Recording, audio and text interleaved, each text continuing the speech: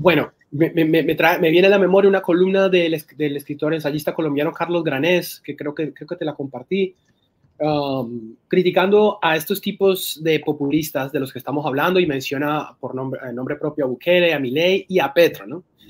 Y es una cosa muy latinoamericana, y es que los dirigentes no todos tienen un impulso, un ímpetu mesiánico, ¿no? No, todos vienen a cambiar, a partir la historia, ¿no? Entonces el gobierno del cambio, ¿no?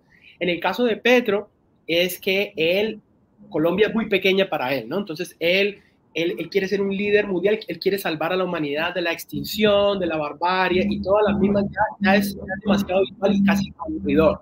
Pero si quieres, podemos escuchar brevemente parte de lo que dijo en Múnich, donde está por allá. Aunque a propósito se llevó a Laura Sarabia, que es como el llavero. Hay una pregunta a nuestros oyentes: ¿por qué es tan importante Laura Sarabia? ¿Por qué? ¿En qué momento tuvo tanto poder esa señora?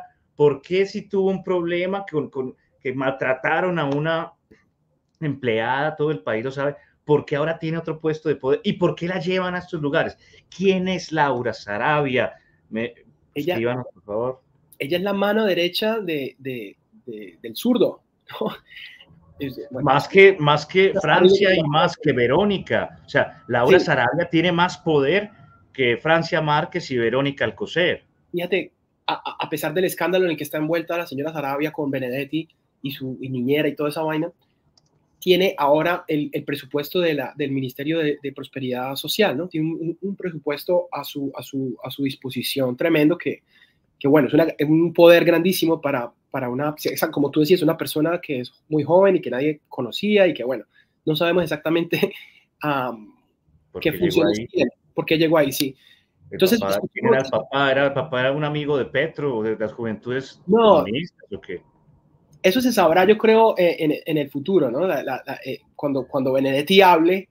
Víctor nos pide ser objetivos, entonces nosotros le pedimos que nos diga qué es lo que tenemos que decir para parecer objetivos, ¿no? Porque ser objetivos es decir lo que usted cree, ¿cierto, Víctor? Díganos qué tenemos que decir y entonces usted dirá, oh, finalmente son objetivos. Laura Sarabia parece que tiene más poder que Francia Márquez, parece que tiene más poder que Verónica, está en Múnich. Esos son los hechos, no lo estamos inventando.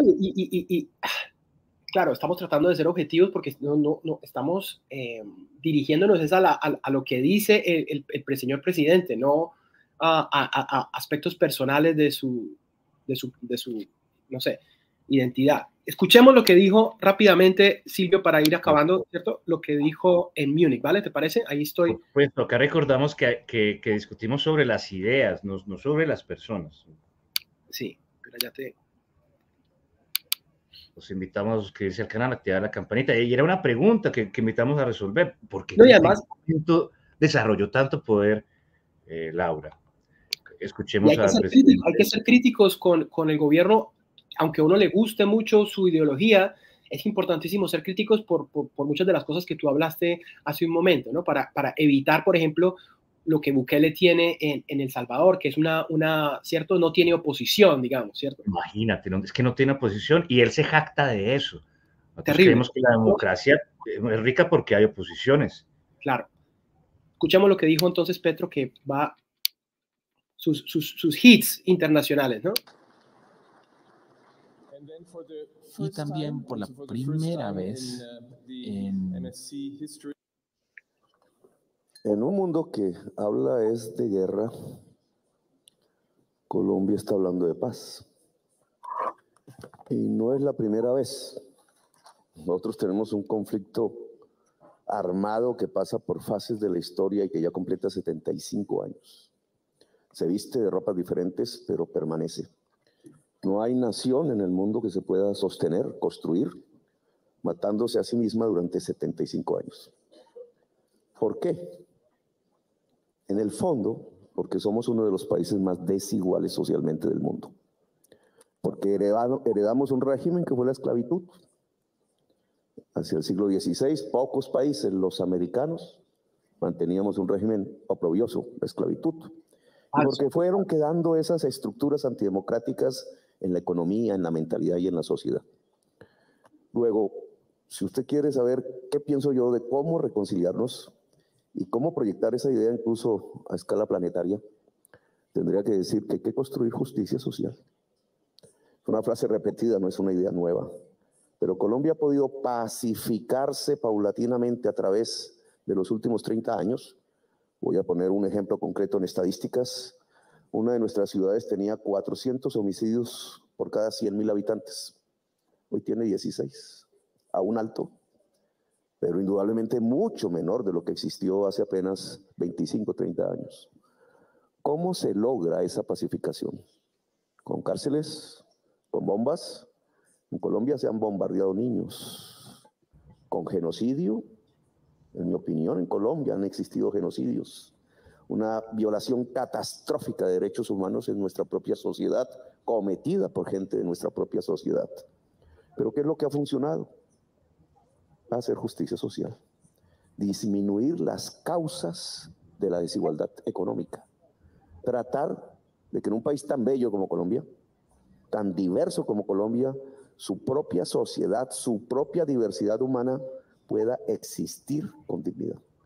Esa lucha entre una visión y la otra, entre si es la bomba despedazando niños y la cárcel, o es la construcción de un pacto de justicia social en el país y por tanto de una democracia, nos ha recorrido en tensiones políticas desde que hicimos la Constitución del 91.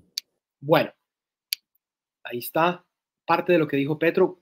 Silvio, si me permites, quiero poner otro fragmento y los comentamos rápidamente, ¿te parece? Aquí hace su segunda intervención, que ya es lo último que dice. Invertir en esas zonas, así que tenemos que mirar migración por el cambio climático de una forma que no hemos visto anteriormente, especialmente en barrios que están sufriendo de esta migración. Muchísimas gracias. Me están diciendo que estamos quedándonos sin tiempo. Por favor, ambos presidentes pueden hablar un minuto en ese sentido y discúlpame, pero el presidente Petro ya pidió la palabra anteriormente. Un minuto y después el presidente de Ghana. Crisis da una sensación de que hay un desplome integral. Y eso significa que ha llegado a su fin un paradigma y depende cómo saltemos hacia adelante o no saltemos. El paradigma es como gobernamos en los últimos 40 años, que el mercado iba a llevarnos al máximo de bienestar. La realidad de hoy es que estamos a punto de la extinción, es decir, todo lo contrario. Esa sensación de extinción, de que se acabó la idea del progreso, nos puede llevar o a la barbarie. 1933 global, estamos viendo un genocidio indirecto y no podemos hacer nada, o somos cómplices con él. Es apenas el comienzo, no es la solución final, es el comienzo que todos nuestros países en el sur podemos empezar a vivir. El sur expulsa a su población porque su agua se seca, por ser zona tórrida. Y va hacia el norte porque los hielos se deshielan en el norte y hay más agua líquida. Detrás de la crisis y el desplome está la crisis climática que produjo el mercado. Y eso se transforma políticamente en barbarie, en fascismo en el norte, en destrucción de los valores democráticos totales en la humanidad. Hay otra salida posible, un pacto democrático. Tanto África como América del Sur tenemos el mayor potencial de energías limpias del planeta. Se puede ver como antaño con el petróleo como un saqueo. Se puede ver como un pacto. Ustedes tienen la chimenea que arroja CO2 y está llevándonos a la barbarie y la extinción. Nosotros tenemos la energía limpia. ¿Qué hacemos? Bueno, vamos a dejarlo ahí, Silvio. Mucho de lo que dice Petro ya lo hemos escuchado decirlo. Es el mismo discurso, así como Milei repite el mismo, como todos los políticos repiten su doctrina. Sí. Acá se echan varias falacias, que podemos comenzar por la de la extinción. Gustavo, esto usted se lo sabe de memoria. Esa crítica usted la puede repetir también de memoria. Sí, estamos al borde de la extinción de la humanidad. Eso es un chantaje, ¿no? Un chantaje. Él luego dice algo interesante, dice la sensación de extinción. Bueno, eso está interesante. Es la sensación que ciertas personas con su narrativa como la de él quieren crear, una sensación de extinción, pero es ridículo decir que la especie humana está al borde de la extinción por el cambio climático. o sea, se autodetermina en extinción, Gustavo Petro. Él se siente en extinción, quizás porque es un dinosaurio y los amigos del barrio van a desaparecer, pueden desaparecer, pero los dinosaurios. También saca el chantaje del 90, o quiere seguir hablando de por qué cree que es un chantaje lo de la extinción. No, eso me parece. Ya hemos hablado, el 33 global, ¿por qué es un chantaje? Y como dijo Álvaro Perea la semana pasada, es un insulto a la inteligencia de los colombianos eso. Yo creo que es risible, ¿no? Que la especie está al borde de la extinción, eso no se lo cree ni él. Además, Gustavo, y eso ya lo hemos dicho acá, a mí me parece que la gente que dice que, mire, es que es un discurso que viene de la mano, dicen, es que el ser humano es lo peor que hay, somos malos, nos acabamos. Y es el discurso que más da likes en el parque de Carlos C. Vale, pero viene acompañado de qué? Sí, muy malos, estamos malos, no pensamos, no cuidamos. Yo sí, vote por los míos. Bienvenido al socialismo, no, parce. No, me y se creen humanistas, ¿no, Silvio? Diciendo eso se creen que son muy humanistas. Sí, se creen además que están repitiendo como algo muy filosófico. Sí, y que es humanismo decir que la especie humana es una peste sobre la Tierra y que por eso deberíamos parar. Es ¿cómo se llama esa teoría peregrina que la señora, esta ministra que ya echaron, estaba exponiendo todo el tiempo? De la que fue tema de intelectuales decir que usaba tenis, ¿no? Sí. Entonces, bueno, es ese chantaje nuevamente que, cierto, que Petro le encanta. No sé si vas a mencionar. ¿Y el de 33 global a qué se refiere? Pues al punto G, ¿cierto? Que hemos hablado aquí. Que si nos queda tiempo, de pronto no nos va a quedar tiempo. Yo quería hablar de una cosa que pasó en IDARTES en Bogotá, con un afiche donde ponen a Uribe junto a Netanyahu y junto al señor del bigote, al punto G, donde todo es el 1933 global, la barbarie, esas palabras. Bueno, desarrolle esa última idea. ¿Qué pasó en IDEARTES? También sí. Petro habló de la falacia de la falta de agua en el sur, lo cual es mentira, tenemos más agua acá. Y la otra mentira es que, muchachos, los países con mayor democracia casi siempre están en el hemisferio norte, gústenos o no, ¿ok? Gustavo Petro repite mentiras y se afirman mentiras. ¿Qué pasó en IDEARTES, Gustavo? Sí, bueno, hubo un pequeño ahí escaramuza, un pequeño escándalo, porque en la cuenta de Instagram de IDEARTES se publicó este afiche que ves ahí, ¿no? Que es una promoción de una exhibición financiada, pues, es un concurso del Instituto de Artes del Distrito de Bogotá. Esto es una iniciativa de un artista, un señor que se llama, me perdió el nombre por acá, bueno, en fin, donde él tiene un carro que va por la ciudad exhibiendo esta exposición, que se llama Cómo lavar un genocidio, bastante política, y tiene este afiche, bueno, y un señor del Centro Democrático, un concejal creo que fue, puso el grito en el cielo, que cómo era posible esto, y IDEARTES decidió remover la publicidad de su Instagram, ¿cierto? Entonces, claro, de un lado estaban hablando de censura, que no es acertado porque no hubo censura, la exhibición todavía la puede ver la gente. Si van hoy en Bogotá, los que estén en Bogotá van al Parque de la 93, allá van a ver el camión donde pueden ver estas obras de arte. Entonces, no hay censura como tal. Yo, en lo personal, para ser muy breve, creo que IDEARTES no debía bajar la publicidad.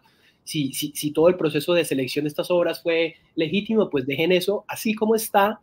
Y lo que sí tengo es una crítica muy grande como historiador del arte. Aquí sí voy a sacar voy a hacer... Sí, me parece muy bien, que afronten el debate. Si ya lo sacaron, afronten el debate. Afronten el debate, sí.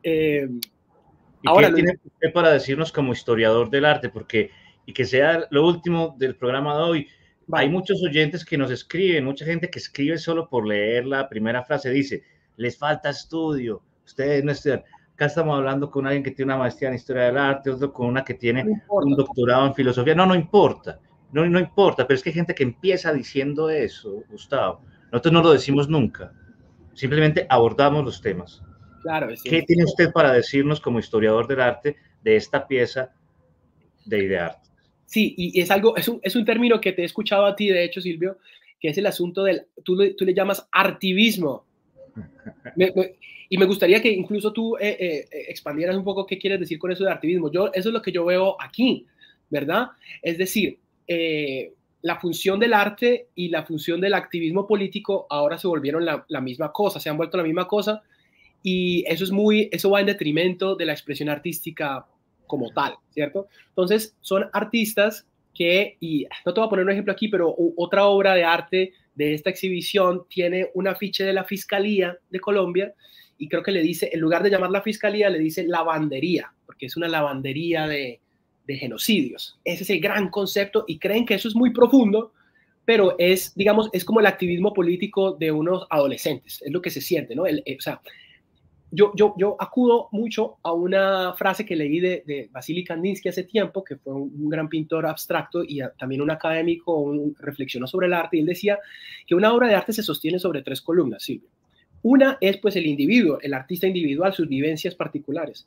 Otra es la época en que le tocó vivir. Nadie se puede sustraer de la época en que le tocó vivir. Y la tercera él la llama, porque era un místico, la llama lo eterno, ¿cierto? Hoy en día pareciera ser expresiones artísticas como estas, es que lo único que les importa es el contexto histórico en el que están. Batallas políticas. Esta obra de arte, esta supuesta obra de arte, yo me atrevería a pronosticar que nadie se va a acordar de esto en 5 años, ¿cierto? Esto no tiene ningún valor estético, ¿cierto? Yo no quiero decir de ningún modo que los artistas no deban preocuparse de asuntos políticos, ¿no? Desde luego, viven en una época y reaccionan a su época. Eso es totalmente normal. El problema es cuando se vuelve, ¿cierto? El propósito del arte se vuelve a hacer denuncias políticas como esto, ¿cierto?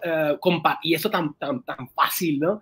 De comparar a Uribe y a Netanyahu con el señor del bigote. De nuevo, aquí vamos. Y esto no sé. Esa es mi crítica con esta exhibición, ¿no?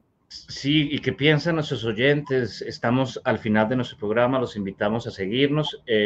Cada 8 días hacemos las caramuzas, el programa semanal de La Emboscadura. Los quiero invitar a ver nuestro programa Divorcio de la Astrología y la Astronomía con Juan Serrano, con concierto de Johnny García, que fue espectacular, a contribuir con sus donaciones. Yo sí quiero decir que con usted para terminar, y sobre esta pieza, pero también sobre el activismo, que parece que con decir lo que todo el mundo dice uno queda muy bien, ¿cierto? Como siempre ha sido. Repetir el discurso, exacto. Ir en contra del río es muy difícil, pero también, muchachos, oyentes, ustedes que a nosotros nos escucha gente muy inteligente, piensen que cuando un intelectual, un profesor, un artista, lo que tiene para repetir, por ejemplo, sobre lo que pasa ahora en Gaza, es que, ay, sí, la estrella de David es una esvástica, miren cómo hacen lo mismo, miren cómo son miren cómo son partidarios de... Estás reduciendo el discurso y estás victimizando a gente que también es víctima. Habíamos dicho, todo se puede ver desde diferentes perspectivas. ¿Qué es lo que nos conmueve más? ¿Será que basta con hacer activismo de lo que a mí me conmueve? ¿O quizás nos merecemos buscar la verdad, Gustavo? Sí, Silvio, de acuerdo con eso. Quería despedirme, pero no quería dejar pasar una de las otras mentiras que dice Petro en su intervención corta ahí en Múnich. Él habló de la desigualdad, y claro, todos podemos estar de acuerdo, desde luego que la desigualdad es algo no deseable y que crea muchos problemas, ¿cierto? Y es un problema real en nuestro país en particular. Pero luego, si te das cuenta, menciona la esclavitud. Es que la esclavitud ha sido la causa, de algún modo él conecta que la causa de la violencia en Colombia es porque hubo esclavitud en América. Eso para mí ofende mi inteligencia también, lo siento decirlo. Y voy a hacerme una cuña sin ningún rubor. Si tú mostraste el libro que yo estoy tratando de promocionar, la portada es una escultura que yo considero muy bella que se llama La esclava griega, de un artista norteamericano del siglo XIX, Hiram Powers, ¿cierto? La esclava griega se refiere, Silvio, a que el Imperio Otomano, ¿cierto? En el siglo XIX, durante todo el siglo XIX y hasta entrado ya tarde el siglo XIX, tenía esclavos en todo su Imperio Otomano. ¿Me entiendes? Eso es solo un ejemplo de la mentira como una casa que dice que sin ningún rubor Petro, el señor presidente, emite, ¿no? Que es que la esclavitud era algo específico de América. Es que y por eso tenemos los... No, la esclavitud es la regla de toda la historia de la humanidad, incluso hasta el momento en que... Lastimosamente ha sido así en todas las culturas. Y contemporáneamente lo que estaba pasando en América con la esclavitud estaba pasando en otros lugares. Entonces, esa no sé si es ignorancia. También los griegos fueron esclavos de otros. Pero los romanos, sí, obviamente. Cervantes fue preso en Argel, ¿no? Cervantes fue esclavo. Exacto. Cervantes. En India hoy hay un sistema de castas donde, ¿cierto? Donde casi que comparable a la esclavitud. Es decir, eso me enerva mucho porque ofende la inteligencia de la gente, pero pasa desapercibido. No, sí, es que la esclavitud fue la causa de la desigualdad. Pero entonces, si hubo esclavitud en todas partes, ¿cómo justifica eso? Es mentira, simplemente, ¿cierto? Pero bueno, y con eso cerramos el programa de hoy, porque es un programa de 1 hora y cuarto, ya vamos por 1 hora y 28. Gracias a los espectadores, ustedes son el motor de nuestro programa. Gracias por criticarnos, por sintetizar nuestras ideas. Suscríbanse al canal, activen la campanita. Vamos, medallo, que si no ganas no me hallo. Alegría.